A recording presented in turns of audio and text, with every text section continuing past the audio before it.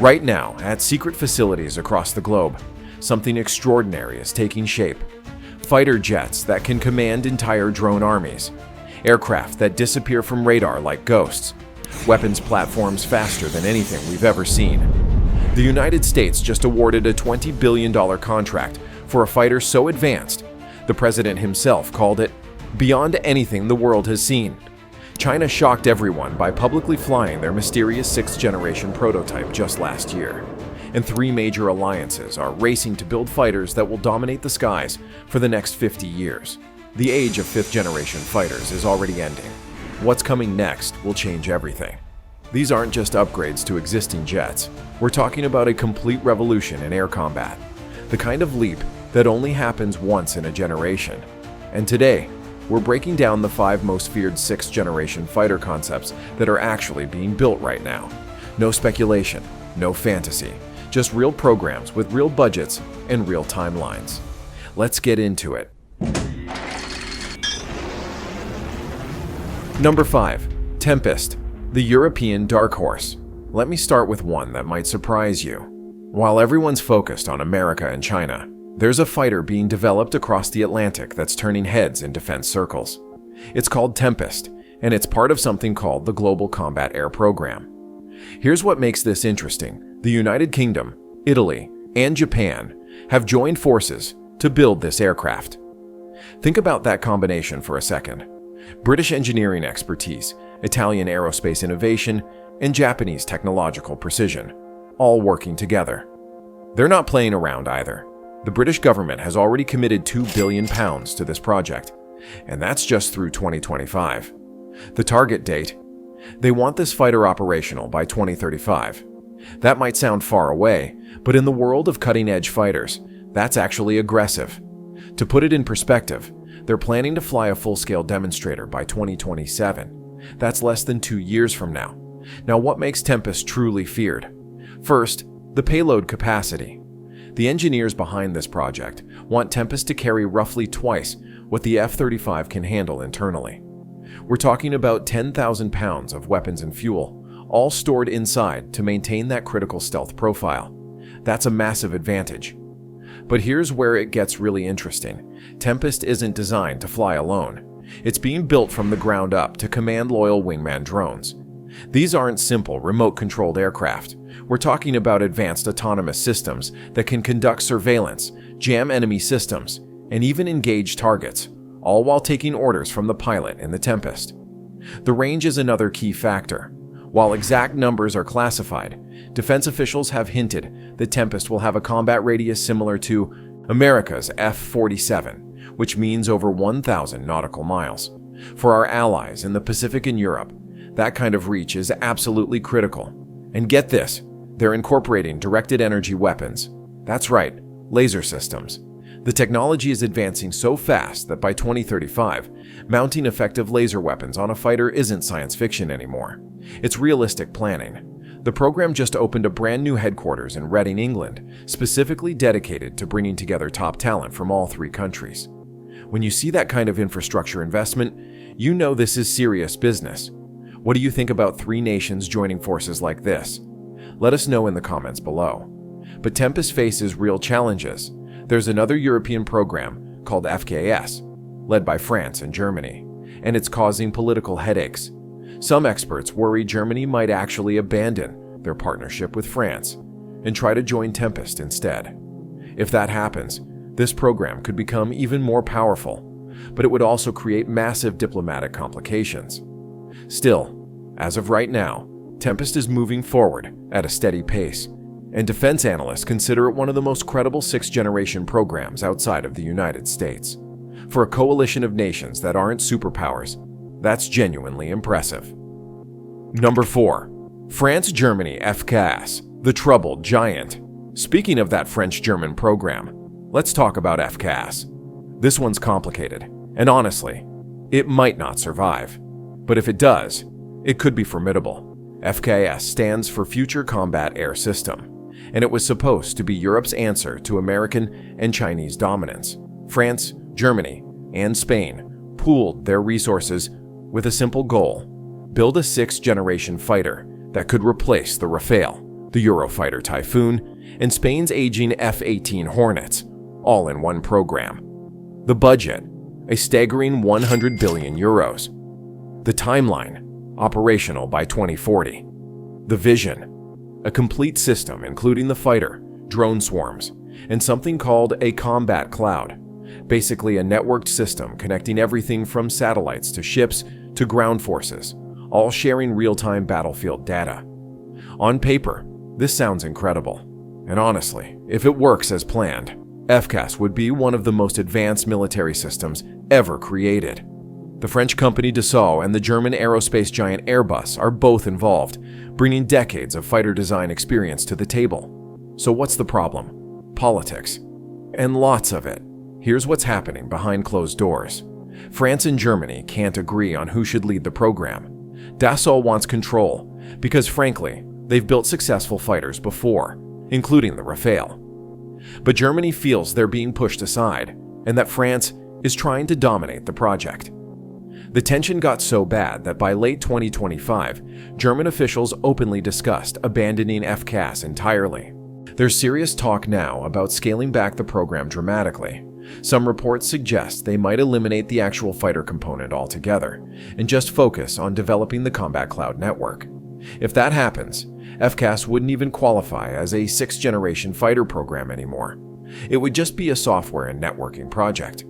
Why did I include it on this list then? Because if France and Germany somehow work out their differences, and if they commit to the original vision, FCAS would be a genuine threat. The technology they're proposing is cutting edge. The industrial capability is there. The budget exists. The French, in particular, are not going to simply give up on their aerospace industry. France has a proud history of building fighters independently, and they're not about to become entirely dependent on American aircraft. So there's real motivation to make this work. But right now, as we speak, this program is on life support.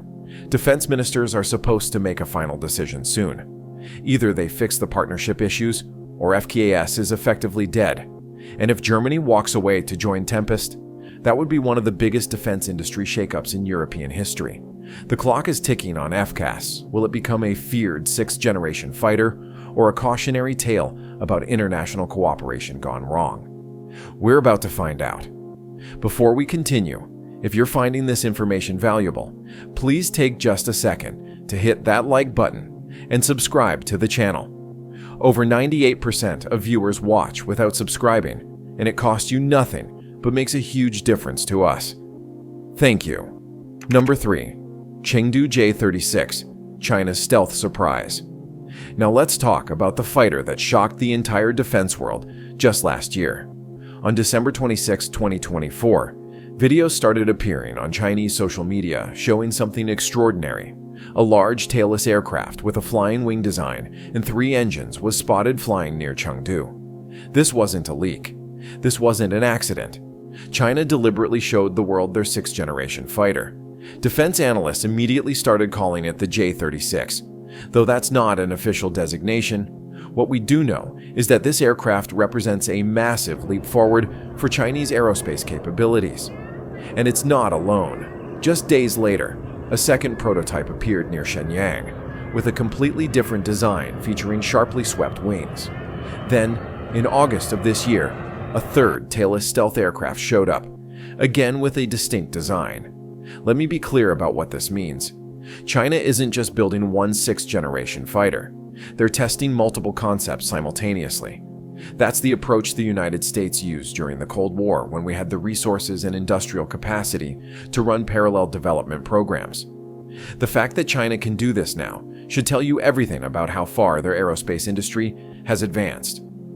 The J-36 itself is fascinating from a design perspective. That tailless flying wing configuration isn't just for looks.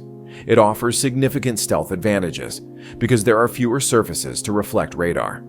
The 3-engine setup suggests this fighter is designed for long range and heavy payload capacity. And based on the size estimates from the photos, this is a big aircraft, possibly even larger than our F-22 Raptor. Why does this matter to us? Simple geography. The J-36 appears designed specifically for operations across the vast distances of the Pacific Ocean. China wants the ability to project air power far from their coastline. and a long-range stealthy fighter is exactly what they need for that mission. Now, what we don't know is just as important as what we do know. The actual capabilities are classified. The avionics, the weapon systems, the stealth coatings, the engine performance, all of that remains mysterious. Chinese military development tends to be very secretive until they're ready for a big reveal. But here's what makes defense planners nervous. The J-36 was flying openly just 1 year after its first appearance. That suggests China's development process moved incredibly fast. Either they had a huge head start that nobody knew about, or their aerospace industry is advancing faster than most Western analysts predicted. There's also this unsettling reality. China has been investing heavily in artificial intelligence, and sixth-generation fighters are supposed to integrate AI systems to help pilots manage information and control drone swarms. If China's making this much progress on the airframe, what kind of AI capabilities are they developing behind the scenes? Our military leaders are taking this very seriously. The entire Indo-Pacific strategy depends on maintaining air superiority, and the J-36 is designed to challenge exactly that. It's a game changer for the region, and it's why the United States accelerated its own sixth-generation programs. One more thing that worries experts. China's shown they can produce fighters in large numbers once they finalize a design. They've already built hundreds of their J-20 fifth-generation fighters. If they apply that same industrial capacity to the J-36, they could potentially field a sizable sixth-generation force by the mid-2030s. That's not something anyone in Washington takes lightly. Number 2. FCAS, the Navy's carrier-based beast. Let's head back to the United States for number 2 on our list. While everyone's talking about the Air Force's new fighter, the Navy's quietly working on their own sixth-generation program. It's called FCAS, and it's specifically designed for carrier operations. Now, you might wonder why the Navy needs a separate fighter from the Air Force.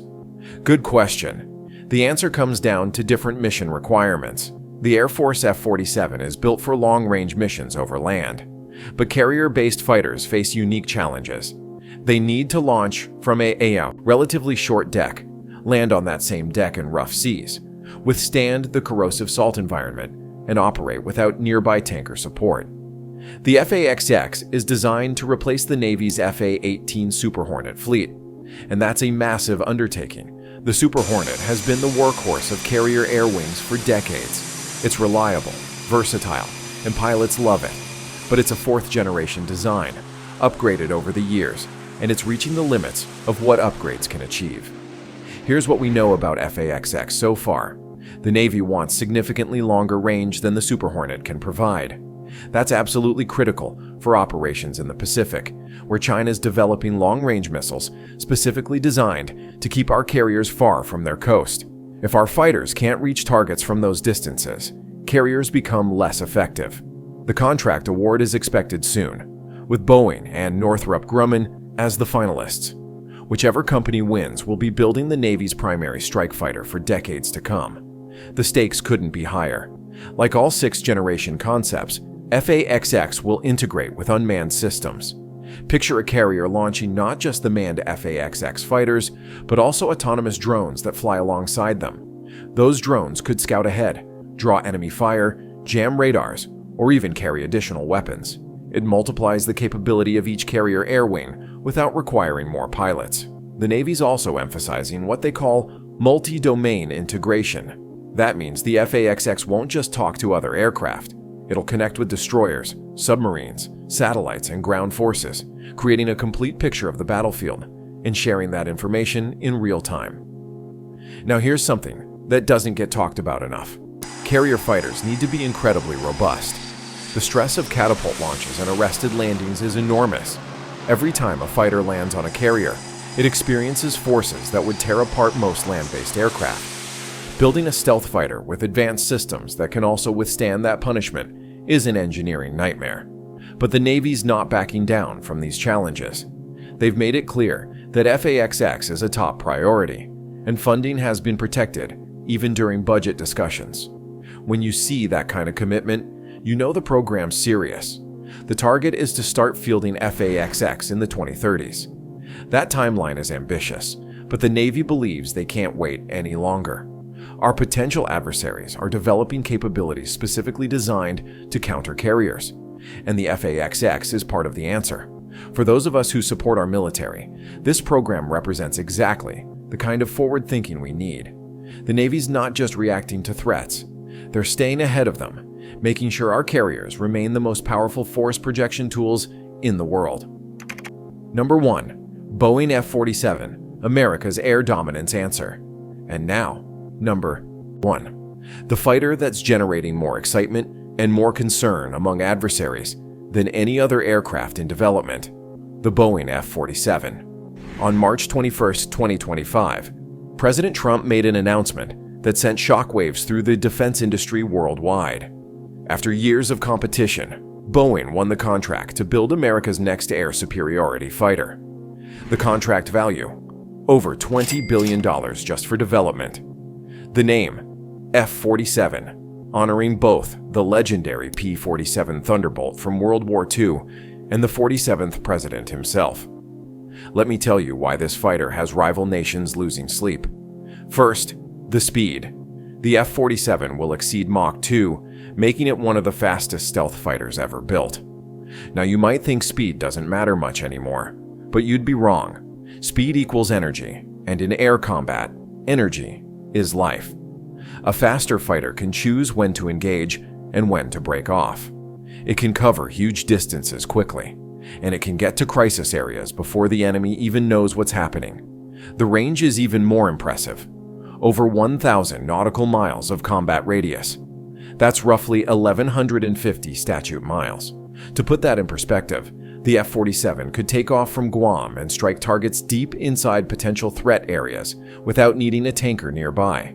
In the Pacific, where distances are vast and tankers are vulnerable, that capability is absolutely game-changing. But here's what really makes the F-47 feared. It's designated as Stealth++ on official materials. Not just stealth, not even Stealth Plus, Double Plus. That suggests radar cross-section so small that enemy systems would have an incredibly difficult time detecting it until it's too late. And the Air Force isn't just talking about stealth against current threats. They're designing this fighter to remain stealthy against radar systems that don't even exist yet. The Air Force Chief of Staff described it as having significantly longer range, more advanced stealth, more sustainable, more supportable, and higher availability than the F-22 and F-35. That's not marketing speak. That's a direct commitment from the top uniformed leader of the Air Force. Now let's talk about the real force multiplier, collaborative combat aircraft. These are autonomous drones, and the F-47 is designed to command entire swarms of them. Picture this: one F-47 taking off with 4 loyal wingman drones. The drones scout ahead, identify threats, jam enemy systems, and can even carry weapons. The F-47 pilot coordinates everything, making tactical decisions while the AI in the drones handles the moment-to-moment flying. This means each F-47 isn't just one fighter. It's a formation. It's a complete package of sensors, jammers, and weapons platforms. And it dramatically reduces the risk to our pilots, because the drones can go into the most dangerous areas, while the manned fighter directs operations from a safer position. The production plan calls for at least 185 F-47s. That might not sound like a lot, but remember, each one commands multiple drones. So you're really talking about potentially 1,000 or more aircraft working together. That kind of capability hasn't existed before in aviation history. Cost is always a concern with cutting-edge fighters. The F-47 is estimated at around $300 million per aircraft. Yes, that's expensive, but it's actually less than the F-22 adjusted for inflation, and it brings far more capability. When you consider that this fighter will dominate the skies for the next 40 years, the investment makes sense. Boeing invested $2 billion of their own money building a classified production facility before they even won the contract. That shows incredible confidence in their design, and honestly, that kind of bold move probably helped them win. The Air Force saw a company willing to put their money where their mouth was. The first operational F-47s are expected to enter service between 2029 and 2030. That's less than 5 years away. For a program this advanced, that timeline is almost unheard of. But the Air Force learned lessons from previous programs. Instead of trying to develop brand new technologies while building the fighter, they're using technologies that already exist and have been tested. That approach reduces risk and keeps the program on schedule. There's one more aspect that doesn't get enough attention: maintainability. Previous stealth fighters required extensive maintenance on their radar-absorbing coatings. High-speed flight, rain, and normal wear would damage the coatings, requiring hours of specialist work between missions. The F-47 uses advanced ceramic-based coatings that can withstand much more punishment while maintaining their effectiveness. That means higher readiness rates and less time in maintenance. For our military and for American air power, the F-47 represents exactly what we need. It's a fighter designed to maintain our advantage against increasingly sophisticated threats. It leverages technology in smart ways, and it's being built by Americans in America, supporting thousands of high-quality jobs, particularly at Boeing's St. Louis facility. When President Trump said this fighter is beyond anything the world has seen, he wasn't exaggerating. The combination of speed, range, stealth, and drone command capability puts the F-47 in a class by itself. And that's exactly where it needs to be. Because the threats we face aren't getting weaker. They're getting stronger, more numerous, and more technologically advanced. The F-47 is our answer. It's how we maintain the edge that keeps our pilots safe and our country secure. Conclusion. So there you have it. 5 6th-generation fighter programs that are actually being built right now. Not concepts on a drawing board. Real programs with real budgets, real timelines, and real aircraft taking shape in factories and test facilities around the world. From Europe's Tempest bringing together 3 nations in a bold partnership, to China's mysterious J-36 signaling their aerospace ambitions, to America's own F-47 pushing the boundaries of what's possible. The next era of air combat is being written as we speak. The 5th generation is already in the past. The future belongs to these fighters, and whoever builds them best will dominate the skies for decades to come. If you found this breakdown valuable, please hit that like button and subscribe for more in-depth military technology coverage. We bring you the facts, the analysis, and the real story behind the headlines. The race is on, and the winner will shape the future of air power for the next 50 years.